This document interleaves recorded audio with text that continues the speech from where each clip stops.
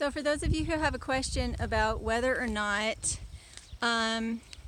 mulch is going to be a hazard around your house, well, besides the logs that I'm tripping over, I mean, the fine stuff on the ground, if a deep mulch system is going to be a fire hazard, I will show you everything that was out as mulch.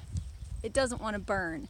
What mulch does is it holds moisture, and so just the few tiny little bits on the top that are dry, those might burn, but it's not 4 inches, 8 inches of mulch that suddenly just goes up in flames, because what they do is they hold on to water, they start to decompose, they start to turn into soil. So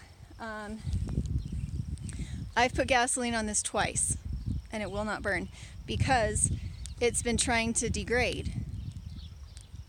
I'm still using caution. I've got the flood irrigation water going right now so that it'll be very thoroughly out when it's done. But that straw that you see right there on the ground, even that won't burn.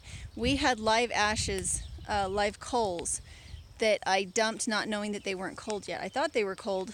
They'd been cold for a while, but apparently there'd been some that weren't dead in the backyard where we have lots and lots of mulch. And it's pretty bright yellow new straw.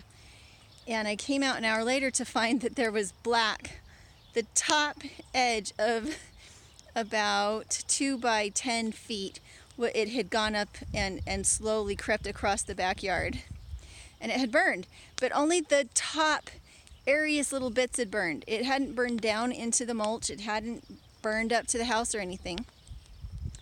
And so it was a testimony to me to, for one thing, not have my my coals dumped into my compost pile. Instead, I took my coals and made sure they were very cold by letting them sit for a week.